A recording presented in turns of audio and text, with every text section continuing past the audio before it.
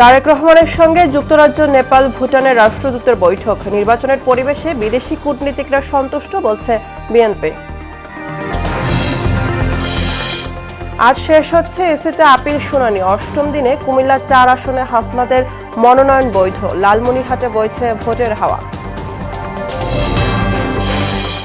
ইসলামী আন্দোলনকে জোটে আনতে অপেক্ষায় জামায়াত। গণতন্ত্রের ধারক দাবিদার বিএনপি, অগণতান্ত্রিক কাজে লিপ্ত অভিযোগ এনসিপির। এবং লাগামহীন বাড়ছে বাড়ি ভাড়া। শিক্ষা প্রতিষ্ঠান সংলগ্ন এলাকায় যেন সোনার হরিণ। নীতিমালা বাস্তবায়ন না হয় বেপরোয়া মালিকরা।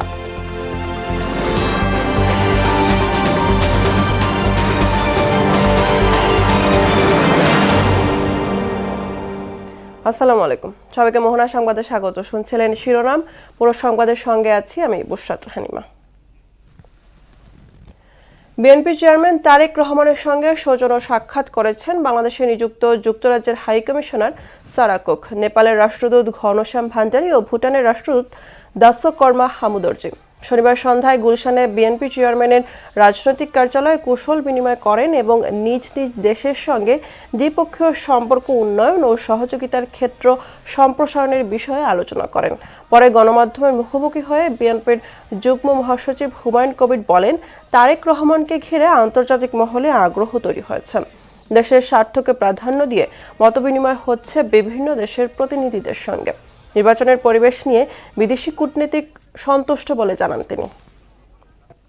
বিএনপি সরকার গঠন করলে উনার ডেভেলপমেন্ট প্রোগ্রাম নিয়ে বিভিন্ন কর্মসূচি নিয়ে কথাবার্তা এক্সচেঞ্জ হয়েছে। অত্যন্ত একটা ভালো ওডাইল অ্যাটমসফিয়ারে। আপনারা জানেন গতকালকেও গুরুত্বপূর্ণ একটা বৈঠকে উনি ইউএস ট্রেড রিপ্রেজেন্টেটিভের সাথে, অ্যাম্বাসেডার জেমিসন গ্রিয়ারের সাথেও উনি বৈঠক করেছেন ভার্চুয়ালি। তো উনাকে ঘিরে স্বাভাবিকভাবে যেটা আমরা বলছি আগেও, যে একটা আন্তর্জাতিক মহলে আগ্রহ আছে। নির্বাচন পরিবেশ ভালো। ইউ তো ইতিমধ্যেই জানা, ইউ যে মিশন আসছে, অবজারভার মিশন, তারাও স্যাটিসফাইড। মানে বলছে একটা ভালো অ্যাটমসফিয়ার প্রিভেল করে। কৌশলের নামে বিএনপি গুপ্ত রাজনীতির বেশ ধারণ করেনি বলে জানিয়েছেন দলটির চেয়ারম্যান তারেক রহমান। শনিবার দুপুরে রাজধানীর শেরেবাংলা নগরে বাংলাদেশ চীন মৈত্রী সম্মেলন কেন্দ্রে মতবিনিময় সভায় এই কথা বলেন তিনি। এ সময় তিনি আরও বলেন, ষড়যন্ত্র করে বিএনপিকে দমিয়ে রাখা যাবে না। অনুষ্ঠানে ফ্যাসিবাদী আমলের গুম খুনের কথা বলতে গিয়ে কান্নায় ভেঙে পড়েন স্বজনরা।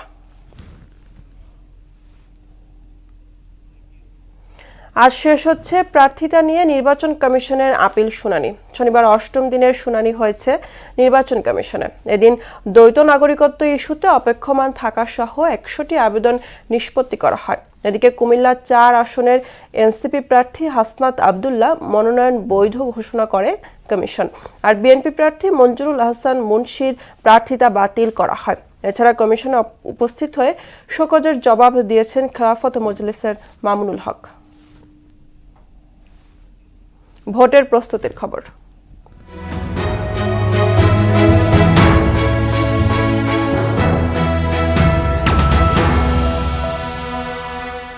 ত্রয়োদশ সংসদ নির্বাচনের প্রচারণা শুরুর এখনো বেশ কদিন বাকি।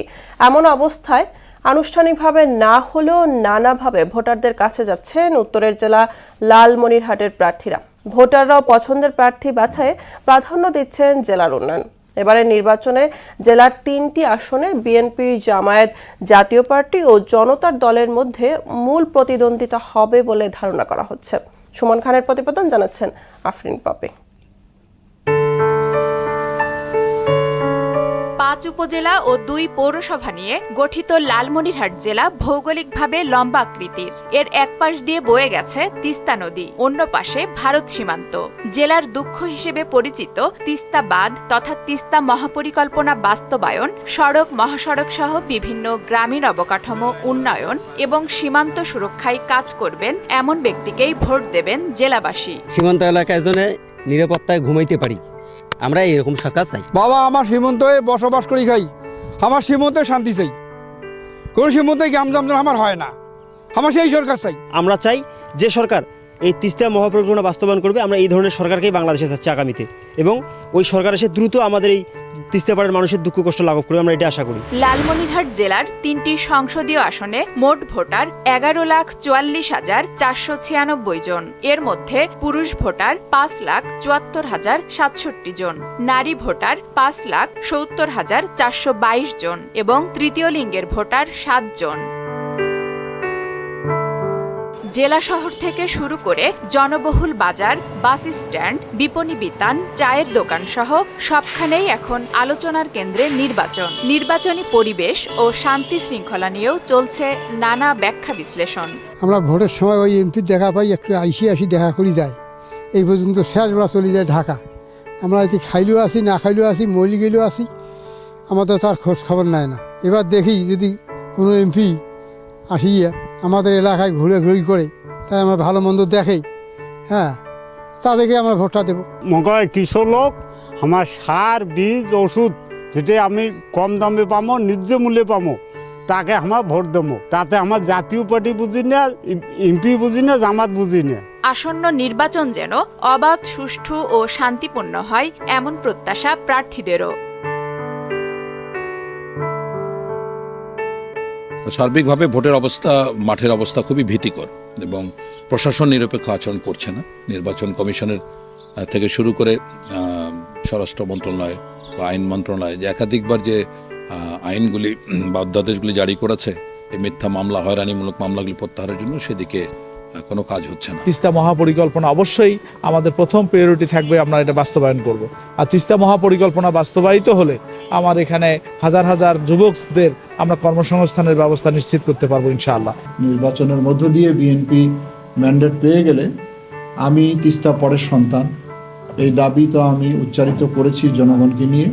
এই দাবি আমি অব্যাহত রাখবো এবং আমি 100% আশাবাদী যে এই তিস্তা মহাপরিকল্পনা বিএনপি রাষ্ট্র ক্ষমতা আসলে কাজ শুরু করা হবে। স্বচ্ছ ও গ্রহণযোগ্য নির্বাচন উপহার দিতে সংশ্লিষ্টরা প্রস্তুত বলে জানান জেলা প্রশাসক। নিরপেক্ষতাই আমাদের মেইন অস্ত্র।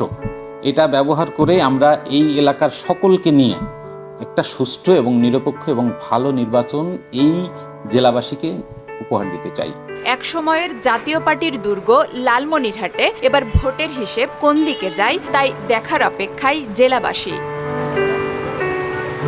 আফরিন পপি, মোহনা সংবাদ। আইনের বাইরে গিয়ে ইসি বড় দলগুলোকে সুবিধা দিচ্ছে বলে অভিযোগ করলেন জাতীয় নাগরিক পার্টির নির্বাচন পরিচালনা কমিটির প্রধান আসিফ মাহমুদ সজীব ভূঁইয়া। এ সময় বিএনপির সমালোচনাও করেন তিনি। এদিকে জোট ছাড়লেও শেষ সময় পর্যন্ত ইসলামী আন্দোলন বাংলাদেশের জন্য জোটের 10 দল অপেক্ষা করবে বলে জানিয়েছেন জামায়াত ইসলামী। বিদ্যমান আইনে গণভোটে হ্যায়ের পক্ষে প্রচারণা চালাতে সরকারের কোনো বাধা নেই বলে জানিয়েছেন প্রধান উপদেষ্টার বিশেষ সহকারী অধ্যাপক আলী রিয়াজ। শনিবার সকালে বিয়াম অডিটোরিয়ামে ঢাকা বিভাগীয় মতবিনিময় সভায় একথা বলেন তিনি। 54 বছরের পুরনো কাঠামো ভেঙে ইনসাফ ও সমতার ভিত্তিতে রাষ্ট্র গঠনে গণভোটে হ্যাঁকে জয়ী করার বিকল্প নেই বলে মনে করেন সরকারের ঊর্ধ্বতন কর্মকর্তা সহ বিশিষ্টজনরা।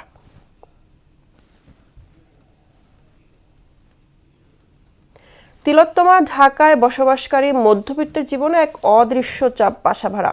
আয় বাড়ুক বা না বাড়ুক, প্রতি বছর বাড়ছে বাসা ভাড়া। আর তা যদি হয় কোন স্কুল, কলেজ বা শিক্ষা প্রতিষ্ঠানের কাছে, তাহলে তো কথাই নেই। সেখানে বাসা ভাড়া পাওয়া যেন সোনার হরিণ খুঁজে পাওয়ার মতো। নীতিমালা বাস্তবায়ন না হয় ভাড়াটিয়ার চেয়ে বাড়ির মালিকদের সুবিধা বেশি বলে জানান সুপ্রিম কোর্টের আইনজীবী। বিস্তারিত মফিউর রহমানের রিপোর্টে। বর্তমান আমেরিকার চেয়েও বেশি পুরনো, 400 বছরেরও বেশি বয়সী এই ঢাকা মহানগরী। কালের বিবর্তনে বুড়িগঙ্গা পাড়ের ঢাকা যেমন আয়তনে বেড়েছে, তেমনি বেড়েছে ওপরের দিকেও। জীবিকার সন্ধানে মানুষ শ বছর ধরে সারা দেশ থেকে এসে ভিড় করে এই তিলোত্তমা নগরীতে। কলকারখানার পাশাপাশি গড়ে ওঠে স্কুল, কলেজ, শিক্ষা প্রতিষ্ঠান। সেই ধারা এখনও থেমে নেই। প্রায় 3.5 কোটি মানুষের এ নগরে রয়েছে নামি দামি বিভিন্ন শিক্ষা প্রতিষ্ঠান। তার আশপাশে বাসা ভাড়ার বিষয়ে খোঁজ নিয়ে জানা যায় এখানে বাসা ভাড়া তুলনামূলক বেশি। এ নিয়ে ভোগান্তিতে রয়েছেন সাধারণ ভাড়াটিয়ারা। আমরা যেখানে আছি এখানে বাসা ভাড়া আশেপাশে বাজার এবং স্কুল থাকার কারণে বেশি বলে মনে হয় অন্যান্য অঞ্চলের চেয়ে। স্কুলের কারণে হয়তোবা বাসা ভাড়াটা এখানে তুলনামূলকভাবে একটু বেশি। যেহেতু স্কুল আছে আর বাড়িওয়ালা তারা তো একটু সুযোগ সুবিধা নেবেই, কারণ তো এখানে তো ছেলে মেয়েদের পড়তেই হবে। বাড়ি ভাড়া বাড়ানো নিয়ে মাঝে মধ্যে বিতণ্ডা বেঁধে যায় ভাড়াটিয়া বাড়িওয়ালার মাঝে, যেমনটা বেঁধে গেছে এই প্রতিবেদন করার সময়।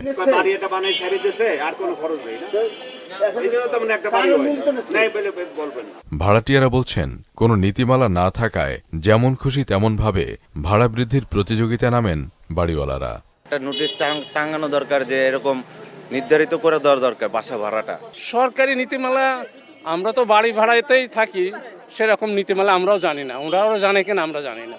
বাড়ি একটা বানাই ছেড়ে দিয়েছে, ভাই আপনার ক্যামেরা সরান, আমি ওই কথা বলবো না। আইন থাকলেও নীতিমালা না থাকায় বাড়ির মালিকরা অনৈতিকভাবে যখন তখন ভাড়া বাড়াচ্ছেন বলে জানান এই আইনজীবী। যদি কোনো প্রতিষ্ঠান থাকে, স্কুল কলেজ থাকে বা বিশেষ এরিয়াগুলোতে বাড়ি ভাড়া বাড়ানোর একটা প্রবণতা দেখাই যায়, আপনি এইটা নৈতিক স্খলন। একটা নীতিমালা করার জন্য এবং স্থানীয় বিভিন্ন জায়গায় একটা কমিটি করার জন্য কিন্তু মহামান্য হাইকোর্টে রিট পিটিশনও দায়ের হয়েছিল। হ্যাঁ, আমরা এই ধরনের আদেশ হয়তো দেখেছি, কিন্তু এগুলোর কোনো বাস্তবায়ন কিন্তু আমরা এখনো দেখছি না।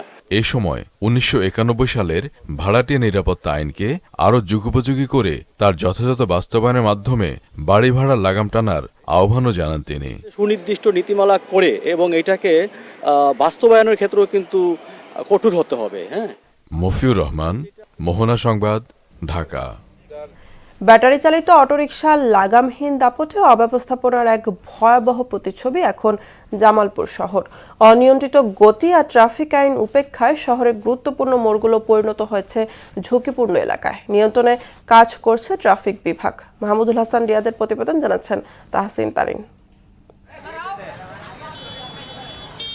জামালপুর শহরে ব্যাটারি চালিত অটোরিকশার লাগামহীন চলাচলে দিন দিন বাড়ছে জনভোগান্তি। অনিয়ন্ত্রিত গতি, ট্রাফিক আইন অমান্য ও যত্রতত্র চলাচলের কারণে সড়কে সৃষ্টি হচ্ছে চরম বিশৃঙ্খলা। এতে পথচারী, যানচালক সহ সাধারণ নগরবাসী পড়েছেন দুর্ভোগে। অটো চালিত যানবাহন, রিকশা, এদের যানজটের কারণে আমরা অতিষ্ঠ হয়ে পড়ছি। যানজটের কারণে আমাদের বাজারে অনেক গ্রাহক কমে গেছে, ঠিক মতো গ্রাহক আসে না। প্রশাসনের কাছে আমাদের একটা অনুরোধ যে আমাদের জামালপুরের অটো চালকদের প্রশিক্ষণের ব্যবস্থা করা এবং তাদের একটা ড্রাইভিং লাইসেন্স দেওয়ার জন্য। অটোরিকশা চালকদের বড় একটি অংশের বৈধ লাইসেন্স কিংবা প্রয়োজনীয় প্রশিক্ষণ না থাকায় ট্রাফিক সিগন্যাল, একমুখী সড়ক কিংবা পথচারীর অধিকার সবই উপেক্ষিত বলে দাবি ভুক্তভোগীদের। অটো চালিত যানবাহনের মাধ্যমে চলাফেরার ফলে অনেক দুর্ঘটনা ঘটে। যানজটের কারণে সকালবেলা কলেজে যাইতে খুবই সমস্যা হয়। লাইসেন্সবিহীন ইজি বাইক যাতে শহরে প্রবেশ করতে না পারে সেই বিষয়ে দ্রুত পদক্ষেপের কথা জানালেন পৌর নির্বাহী কর্মকর্তা।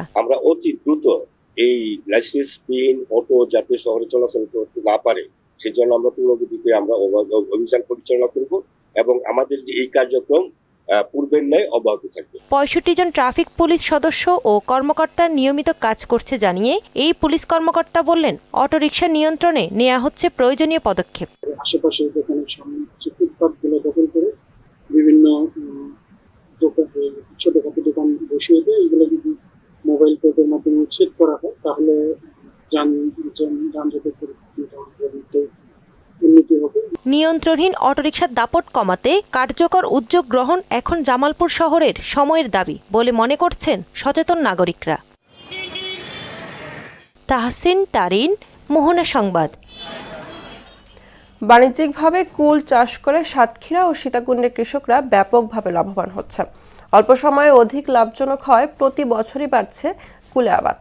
স্থানীয় চাহিদা মিটিয়েও কুল যাচ্ছে দেশের বিভিন্ন অঞ্চলে। আব্দুল জলিল ও কবির শাহ দুলালের প্রতিবেদন, জানাচ্ছেন মশিউর রহমান।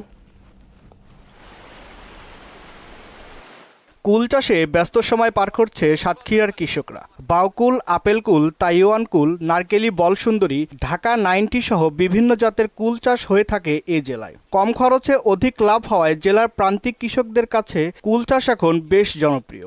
এখানে 3টি জাতের কুল আছে, এক হইলো থাই, 2 হইলো আমরা যেটা নারকেলি কুল বলি ওইটা, আর এবং একটা আছে টক কুল।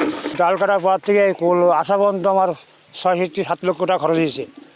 আশা করি আমি 20 লক্ষ 25 লক্ষ টাকা বিক্রি করতে পারবো।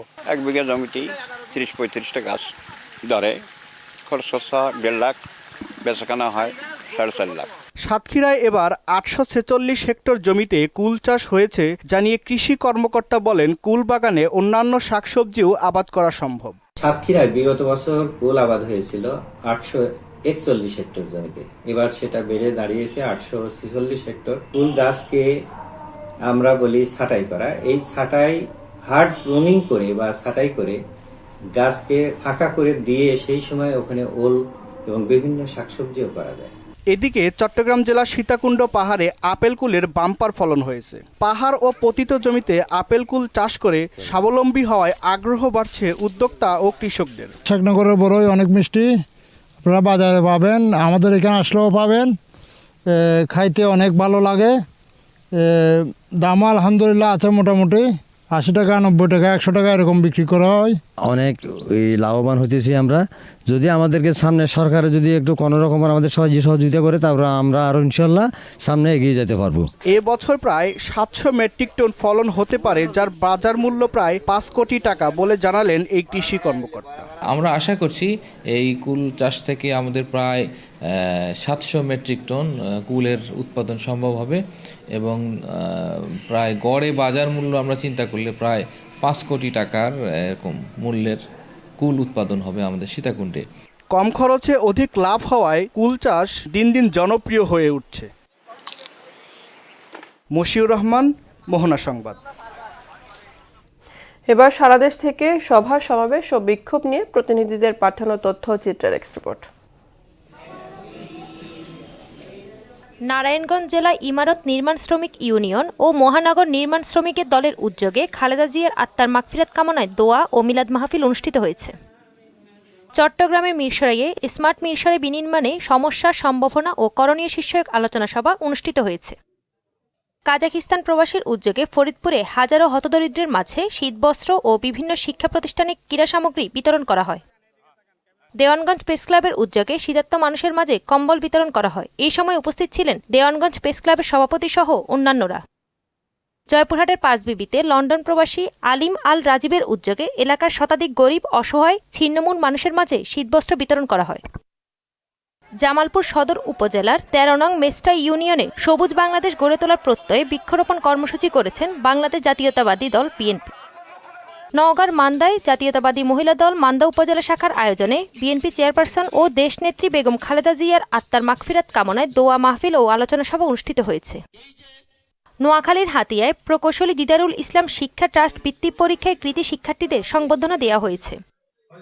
খুলনায় খাদ্য সরবরাহকারী মানবিক প্রতিষ্ঠান সেই সাদের প্রথম প্রতিষ্ঠাবার্ষিকী উপলক্ষে প্রতিষ্ঠানের পক্ষ থেকে খুলনায় বিভিন্ন মাদ্রাসায় দুস্থ ও এতিম শিক্ষার্থীদের মাঝে শীতবস্ত্র ও খাবার বিতরণ করা হয়েছে। তাহসিন তারিন, মোহনা সংবাদ। খেলার খবর, বিপিএল প্রসঙ্গ।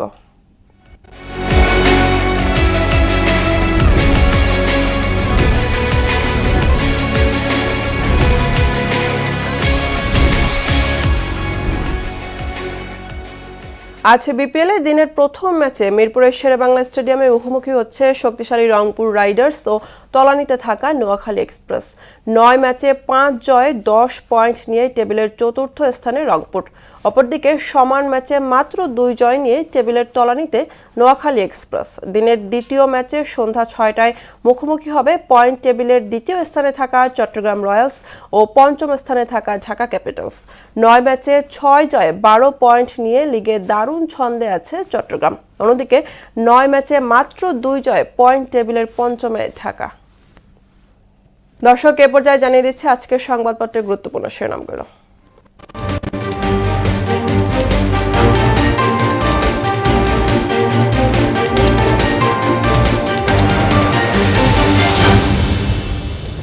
প্রথম আলো শিরোনাম করেছে সীমান্তে অবৈধ পারাপার ও অস্ত্র চোরাচালান নিয়ে ভয়। পেশার স্বার্থে সাংবাদিকদের ঐক্যবদ্ধ থাকার সময়ের দাবি গণমাধ্যম সম্মেলন 2026। দৈনিক ইত্তেফাক শিরোনাম করেছে গণমাধ্যম সম্মেলনে বক্তারা বিভেদ নয়, দায়িত্বশীল সাংবাদিকতার পক্ষে ঐক্যবদ্ধ থাকা জরুরি। কৌশলের নামে গুপ্ত বা সুপ্ত বেশ ধারণ করেনি বিএনপি, বলছেন তারেক রহমান।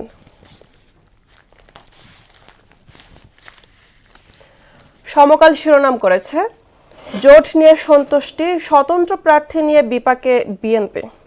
স্বাধীন ও শঙ্কামুক্ত সাংবাদিকতার পরিবেশ তৈরির আহ্বান। বাংলাদেশ প্রতিদিন শিরোনাম করেছে, জোটের ভোটে আরও চমক, মনোনয়ন প্রত্যাহারের শেষ দিন পর্যন্ত নাটকীয়তা। নির্বাচন পর্যবেক্ষণে মাঠে ইইউ মিশন। আপিলে ফিরলেন প্রায় 400 প্রার্থী।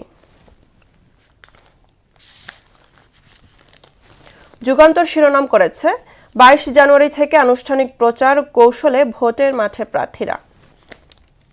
বেওয়ারিশ লাশের 8 জন শনাক্ত, সন্ধান মিলছে না 106 শহীদ জুলাই যোদ্ধার স্বজনের। The daily star, Unite to shield press freedom, journalists urge rising above divisions at media convention organized by Nawab Editors Council.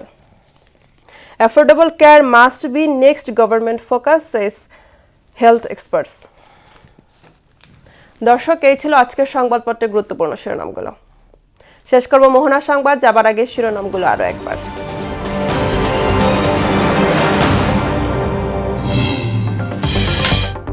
Tarique রহমানের সঙ্গে যুক্তরাজ্য, নেপাল, ভুটানের রাষ্ট্রদূতের বৈঠক। নির্বাচনের পরিবেশে বিদেশি কূটনীতিকরা সন্তুষ্ট, বলছে বিএনপি।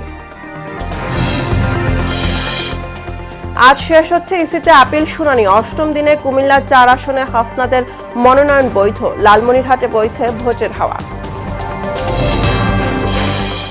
ইসলামী আন্দোলনকে জোটে আনতে অপেক্ষায় জামায়াত। গণতন্ত্রের ধারক দাবিদার বিএনপি, অগণতান্ত্রিক কাজে লিপ্ত অভিযোগ এনসিপির। এবং লাগামহীন বাড়ছে বাড়ি ভাড়া। শিক্ষা প্রতিষ্ঠান সংলগ্ন এলাকা যেন সোনার হরিণ। নীতিমালা বাস্তবায়ন না হয় বেপরোয়া মালিকরা।